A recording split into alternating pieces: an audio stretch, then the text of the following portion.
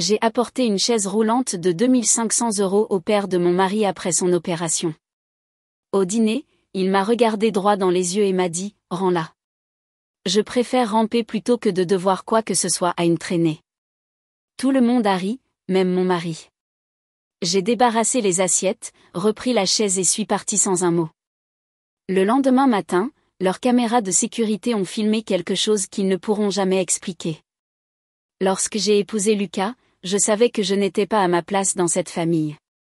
Non pas dans le sens, elle est différente mais nous l'aimons, mais plutôt dans le sens, nous la tolérons parce qu'elle est utile. J'étais la femme qui arrangeait les choses, organisait tout, payait pour tout. Et pendant un temps, j'ai cru que c'était de l'amour. Lucas est l'aîné de 2 garçons. Ses parents sont du genre à penser que les femmes doivent se taire, servir le dîner et remercier d'être autorisées à table. Je ne venais pas de ce milieu. J'ai été élevée pour travailler dur, donner mon avis et ne pas accepter les miettes de qui que ce soit.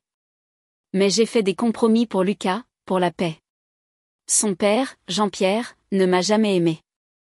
Il pensait que j'étais trop directe.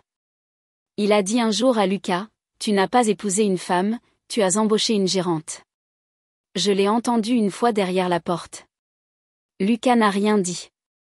Jean-Pierre était le genre d'homme qui rendait les gens nerveux sans élever la voix. Il n'avait pas besoin de crier. Il suffisait qu'il fixe quelqu'un du regard pour que la personne s'effondre. Lorsqu'il a eu son opération de la hanche, personne ne s'est manifesté pour aider. Ni sa femme, Monique, ni son plus jeune fils, Théo, pas même Lucas. Tout le monde trouvait des excuses. Ils disaient qu'ils étaient occupés. Qu'ils avaient du travail. Que la maison était trop loin. Alors, je l'ai fait. J'ai organisé les visites infirmières post-opératoires. J'ai géré son emploi du temps de médicaments. J'ai rempli leur réfrigérateur. J'ai appelé l'assurance pour m'assurer qu'il couvrait sa rééducation. J'ai tout fait discrètement. Je n'ai pas demandé de remerciements. J'espérais juste qu'il me verrait comme quelqu'un sur qui il pouvait compter. Le fauteuil roulant était la dernière pièce du puzzle. Son médecin avait dit qu'il en avait besoin d'un avec un bon soutien, quelque chose qui réduirait la pression sur sa colonne lombaire et améliorerait sa posture. La chaise standard que l'hôpital lui avait donnée n'était pas suffisante. L'assurance ne couvrait que les bases. Alors, j'ai fait des recherches. J'ai appelé des fabricants. Je suis allée dans des salles d'exposition. J'en ai trouvé un qui était léger, électrique, avec des coussins en mousse à mémoire de forme. Il coûtait 2482 € après taxe. J'ai payé en totalité avec mes propres économies. C'était de l'argent que j'avais discrètement mis de côté pour une FIV. Lucas ne savait même pas que j'avais commencé à y penser. Je voulais juste être prête au cas où. Ce soir-là, je l'ai apporté. Nous dînions chez eux comme nous le faisions une fois par mois. Je l'ai fait rouler par la porte d'entrée pendant qu'il mettait encore la table. Monique avait l'air confuse. Lucas a juste dit, « C'est celui que tu as choisi ?» J'ai dit, « Oui. » Je lui ai dit que c'était un cadeau. J'ai dit, « Ça devrait l'aider à se déplacer plus facilement dans la maison. » Jean-Pierre l'a fixé pendant peut-être 5 bonnes secondes, puis m'a regardé comme si je lui avais tendu un animal mort. « Rends-la, » a-t-il dit. Je préfère ramper plutôt que de devoir quoi que ce soit à une traînée. Il l'a dit lentement, clairement, pour que tout le monde l'entende. Je suis restée immobile. J'ai attendu que quelqu'un parle. J'ai attendu que Lucas dise quelque chose. N'importe quoi. Il a souri en coin, a baissé les yeux sur son assiette. Monique a ricané sous cape. Théo a dit, « Purée, papa. » Mais personne ne lui a dit d'arrêter. Personne n'a dit que c'était mal. J'ai senti mon visage brûler. Mais je n'ai pas pleuré. Je n'ai pas discuté. Je n'ai pas demandé pourquoi. Je me suis juste levée, suis allée à la cuisine et j'ai commencé à débarrasser les assiettes une par une, comme si de rien n'était. Lucas ne m'a pas regardé. Il a continué à manger. Quand j'ai eu fini, j'ai ramené le fauteuil roulant dehors, je l'ai plié et je l'ai mis dans mon coffre. J'ai fermé la porte. Je n'ai pas dit au revoir. Je suis partie en voiture. Je ne suis pas rentrée chez moi. J'ai réservé un hôtel à Deville de la et j'y ai passé la nuit. Je me suis allongée sur le lit, tout habillée, et j'ai fixé le plafond jusqu'au matin. Quand le soleil s'est levé, j'avais abandonné l'espoir qu'il me respecte un jour. Je me suis souvenu de quelque chose que Jean-Pierre avait dit un jour à mon sujet: elle fait comme si elle était meilleure que nous parce qu'elle a un diplôme. Je n'en ai pas. J'ai 2 emplois. J'ai des dettes. Mais je gérais toutes les factures de Lucas. Je faisais nos déclarations d'impôts. Je suivais toutes les réclamations d'assurance. Il ne connaissait pas les mots de passe de ses propres comptes. Il disait toujours: tu es doué pour ça. Ce matin-là, j'ai vérifié tous les comptes partagés. J'ai transféré mes dépôts directs vers une nouvelle banque. J'ai vidé l'épargne commune. C'était la mienne. J'y avais mis 91% au fil des ans. J'avais les relevés pour le prouver. Ensuite, j'ai vérifié l'application Ring sur mon téléphone. J'avais toujours un accès invité aux caméras de la maison de Jean-Pierre. Je l'utilisais pendant sa convalescence pour surveiller les livraisons et les visites infirmières. Ils avaient oublié de le révoquer. J'ai regardé en direct Lucas sur leur Porsche, dans les mêmes vêtements que la nuit précédente. Il avait l'air agacé, pas inquiet. Sa mère lui a ouvert la porte et lui a donné un café. Ils ont parlé quelques minutes. Il a dit que je faisais probablement la tête. Elle a dit que j'avais toujours été hautaine. Puis Jean-Pierre a crié de l'intérieur: bon débarras. J'ai tout regardé en silence. Aucune réaction. Puis j'ai ouvert le coffre-fort dans le placard de notre chambre. Jean-Pierre m'avait donné accès il y a 2 ans quand sa comptabilité était devenue désordonnée. J'avais géré ses reçus de fournisseurs et ses impôts pendant 2 ans gratuitement. Il avait dit que j'étais organisée. Ce qu'il voulait dire, c'était: tu feras le sale boulot. À l'intérieur du coffre-fort se trouvaient tous les vieux dossiers qu'il ne voulait jamais que personne voie. Factures manuscrites, revenus non déclarés, radiations douteuses. J'en avais scanné la plupart quand j'aidais. Je les avais toujours sur une clé USB, alors j'ai fait une nouvelle série de copies. Je ne les ai pas encore envoyées. Je me suis juste préparée. Cet après-midi-là, j'ai déposé une demande de divorce. Quand j'ai signifié les papiers à Lucas, il a eu l'air sincèrement confus. Tu es sérieuse? Pour une chaise? Je n'ai pas répondu. L'avocate que j'avais engagée était brillante. Elle m'a aidé à obtenir un gel temporaire sur le compte hypothécaire, afin qu'il ne puisse pas le refinancer sans mon consentement. J'avais payé l'acompte avec l'argent de l'héritage de mon grand-père. Je n'avais jamais ajouté le nom de Lucas au titre de propriété. Il ne l'avait jamais remarqué. J'ai déménagé 2 jours plus tard. Je n'ai pas crié. Je n'ai rien posté en ligne. Je ne l'ai pas traîné dans la boue publiquement. J'ai juste disparu de leur vie. Puis, la semaine dernière, j'ai reçu un appel téléphonique. C'était Lucas. Sa voix tremblait. Leur maison avait été cambriolée. Rien n'avait été volé. Aucun signe d'effraction. Mais le fauteuil roulant que j'avais repris, il était dans leur salon, boueux, rayé. Faisant face au fauteuil inclinable de Jean-Pierre. L'alarme de la maison n'avait pas sonné. Les images de la caméra Ring montraient des mouvements près du patio arrière, une ombre, quelqu'un se déplaçant prudemment, silencieusement, comme s'il connaissait la disposition, le timing, les angles morts. Je n'ai pas dit grand-chose au téléphone, j'ai juste demandé si tout le monde allait bien. Il a dit oui. Ce que je n'ai pas dit, c'est que j'avais regardé leurs images, que je connaissais le code d'alarme, que je savais quelle fenêtre ne fermait pas bien. Je n'ai rien cassé. Je ne suis même pas entrée. J'ai juste rendu un cadeau et ce n'était que le début. Après cet appel, je n'ai pas eu de nouvelles de Lucas pendant une semaine. J'ai pensé qu'il reviendrait en furie ou qu'il resterait silencieux. Il a fait les 2. Je l'ai vu sombrer de loin. Il a changé les mots de passe de nos comptes de streaming. A annulé mon abonnement Spotify. Des petites choses. Puis il s'est présenté à mon travail. Il a attendu sur le parking jusqu'à la fin de mon service. Je l'ai vu debout près de ma voiture, les bras croisés, essayant d'avoir l'air en colère. J'ai continué à marcher devant lui. Il a dit: « Alors, Tu vas continuer à jouer à des jeux? Je n'ai pas répondu. Il m'a suivi pendant que je marchais. Il a dit que j'avais humilié sa famille. A dit que son père était traumatisé et paranoïaque maintenant. A dit que sa mère avait du mal à dormir. Que son frère pensait que quelqu'un avait jeté un sort sur la maison. Je me suis arrêtée et l'ai regardé. Tu as laissé ton père me traiter de traîner devant tout le monde, ai-je dit, et tu as ri. Il n'a rien dit après ça. Il est juste resté là. Je suis montée dans ma voiture et je suis partie. Cette nuit-là, j'ai reçu un appel du jeune frère de Lucas, Théo. Il était ivre, marmonnant. A dit qu'il m'avait toujours préféré. A dit que j'aurais dû épouser quelqu'un avec du caractère. Puis il m'a dit que Lucas était retourné vivre chez leurs parents. La maison était tendue, a-t-il dit.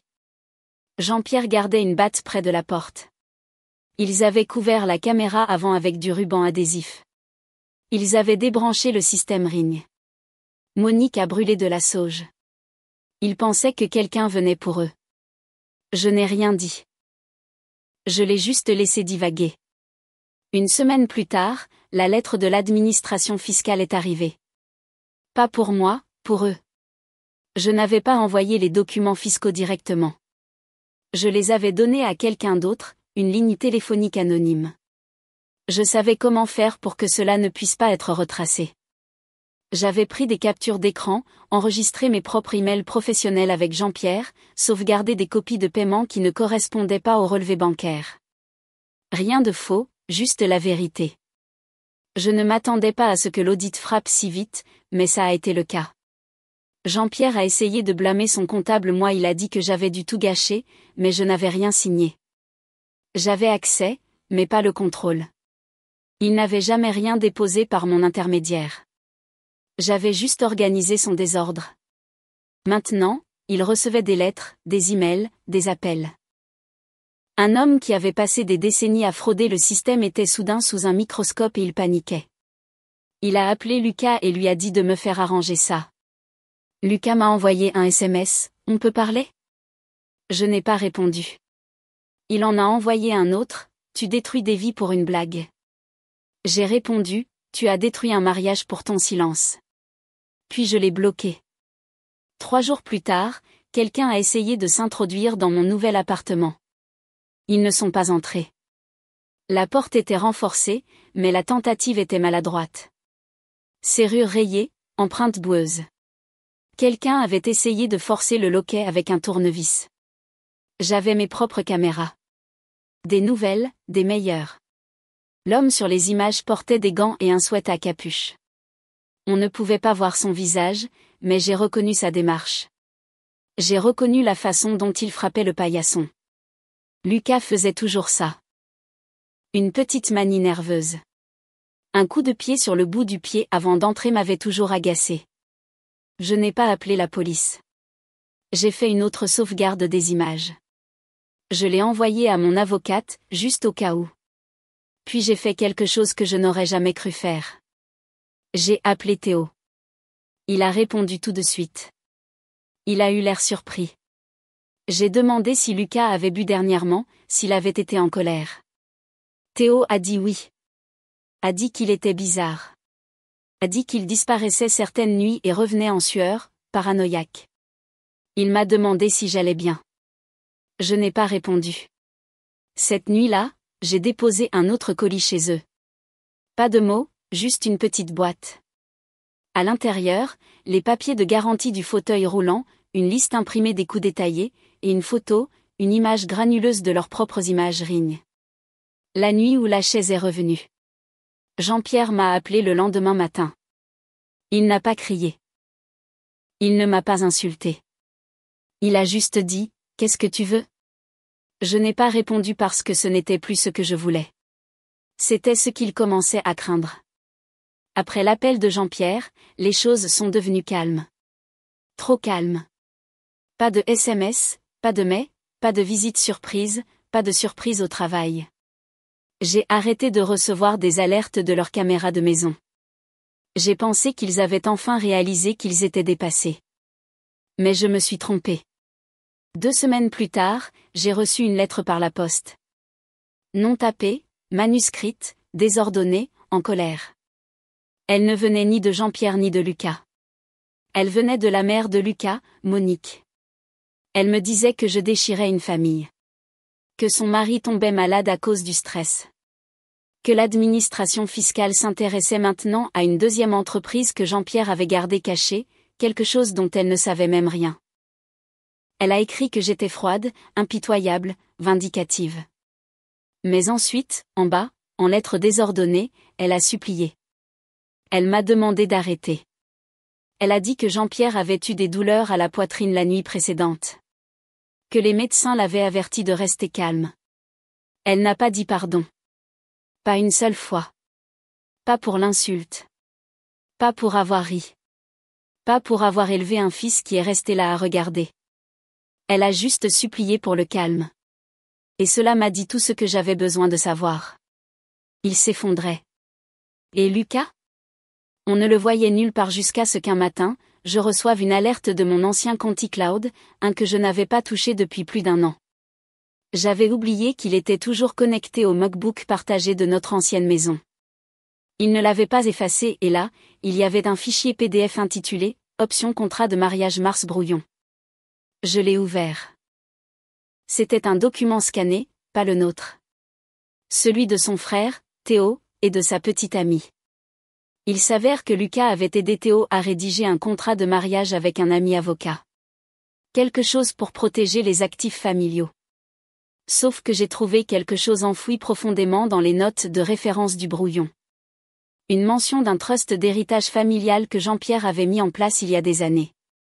Il n'avait jamais été déclaré aux impôts, jamais discuté ouvertement, mais il existait, et il était au nom de Jean-Pierre, mais Lucas et Théo en étaient les bénéficiaires.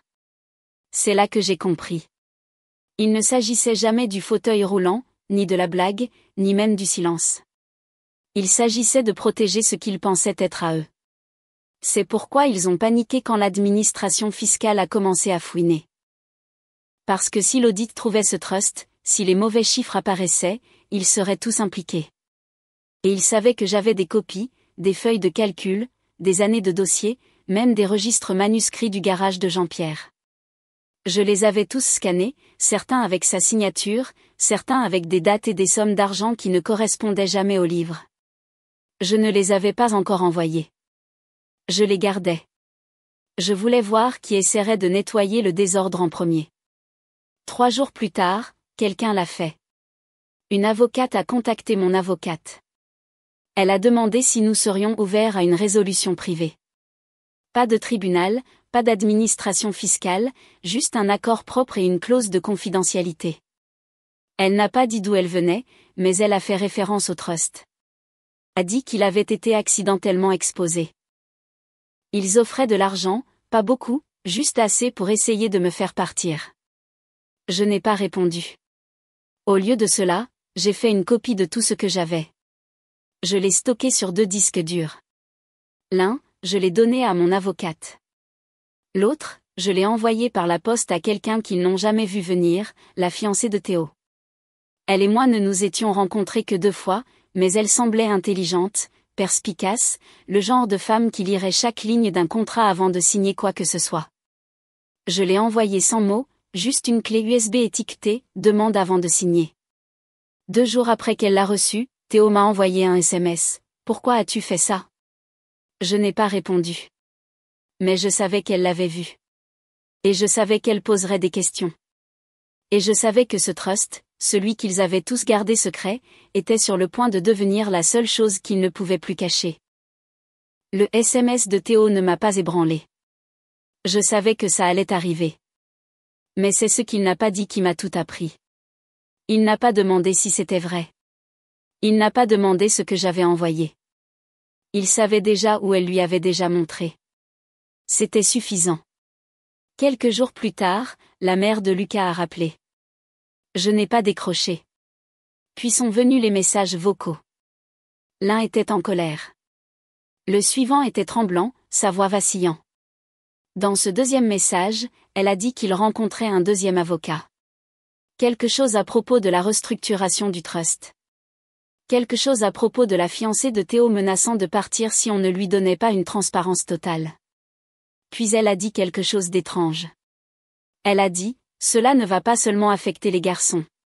Cela affecte les petits-enfants. Cela m'a arrêté. Je n'avais dit à personne que nous essayions d'avoir un enfant, pas même à mes propres parents. La FIV n'était pas une chose sûre. Je ne faisais que recueillir des informations, épargner lentement, faire des analyses de sang discrètement. Lucas ne savait rien, mais elle, si. D'une manière ou d'une autre, elle savait. Cette nuit-là, j'ai fouillé dans mes sauvegardes de mai et je l'ai trouvé. Un rappel de rendez-vous d'une clinique de fertilité datant de plusieurs mois, envoyé à mon compte Gmail partagé. Celui auquel Lucas avait toujours accès avant que je parte. Il a dû le voir. Peut-être avant le dîner, peut-être après. C'est à ce moment-là que la chronologie a changé pour moi. Et si la blague au dîner n'était pas seulement un moment de cruauté? Et si c'était un message? Et s'il savait que je planifiais quelque chose pour moi-même, quelque chose de séparé, quelque chose avec ou sans Lucas, et qu'il voulait m'humilier d'abord? Et si le fait de me traiter de traînée n'était pas juste une mauvaise blague? Et si c'était une question de contrôle? J'y ai pensé pendant des jours. Je ne pouvais pas dormir. J'ai commencé à me réveiller à 3 heures du matin, le cœur battant, vérifiant les serrures qui étaient déjà fermées. Puis autre chose s'est produit. Un matin, j'ai reçu une invitation de calendrier sur mon téléphone de Lucas. Juste un événement Google intitulé « Discussion 15 minutes ». J'ai failli refuser, mais je ne l'ai pas fait. Je me suis présenté. Un terrain neutre. Un restaurant à mi-chemin entre chez moi et l'ancien quartier. J'étais habillée en noir. Pas de maquillage. Il était déjà là quand je suis entrée. Pâle, plus mince.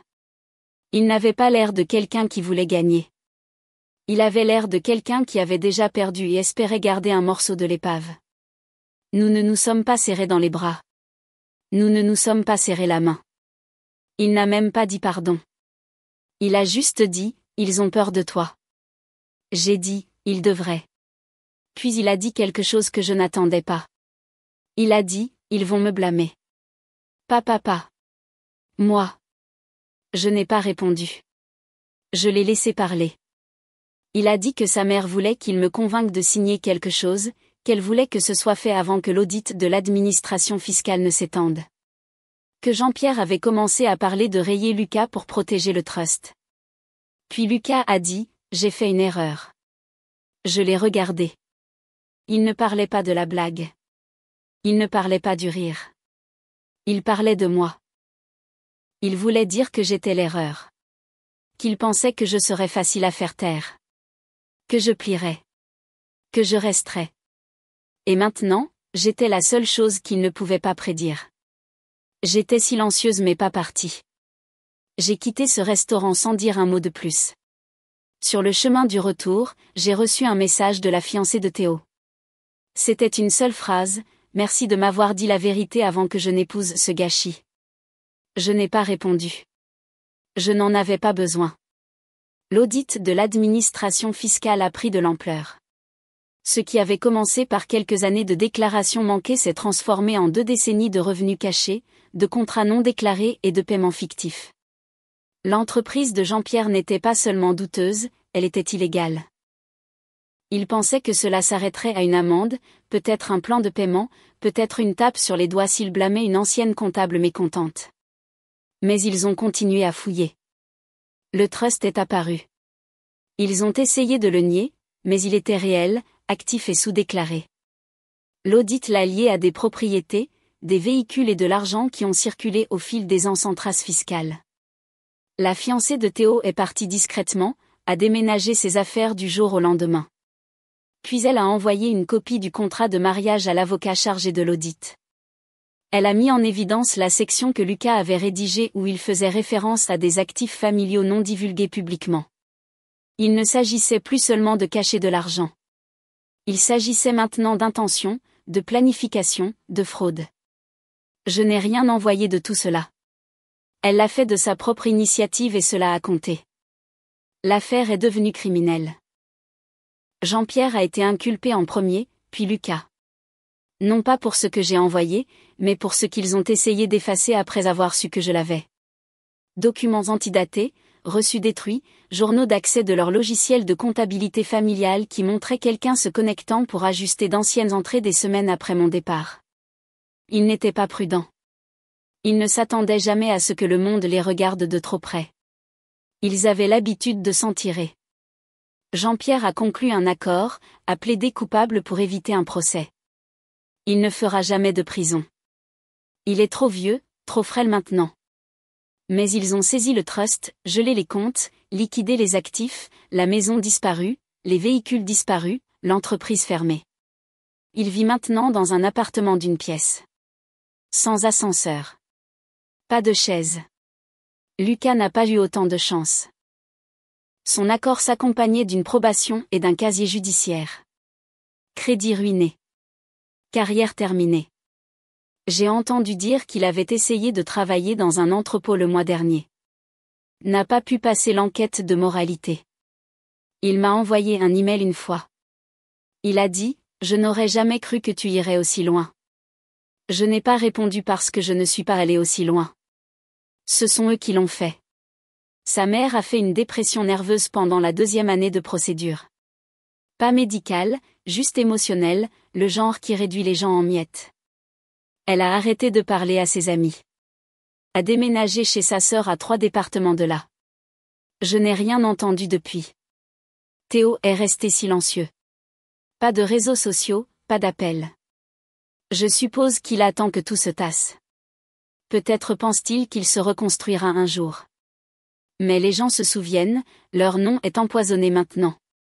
Cela les suit. Quant à moi, je ne m'en suis pas sorti indemne. J'ai perdu du temps. Des années. J'ai perdu de l'argent. La paix. Des nuits que je ne retrouverai jamais. J'ai perdu une version de moi-même à laquelle je ne reviendrai jamais complètement. La femme qui voulait tout arranger. Qui voulait être aimée par des gens qui ne la voyaient que comme une étrangère avec un chéquier. Cette partie de moi est morte au moment où il a ri. Mais j'ai aussi gagné quelque chose. Le silence. Plus de caméras. Plus d'alerte. Plus besoin de regarder derrière moi. J'ai déménagé. J'ai trouvé un nouveau travail. Rien de tape à accent grave l'œil, mais paisible. Je revois ma propre famille. Je parle à des gens qui me demandent comment je vais et qui le pensent vraiment. Et le fauteuil roulant. Je l'ai donné à un centre de rééducation à 2 villes de là. Je n'ai pas mis mon nom dessus.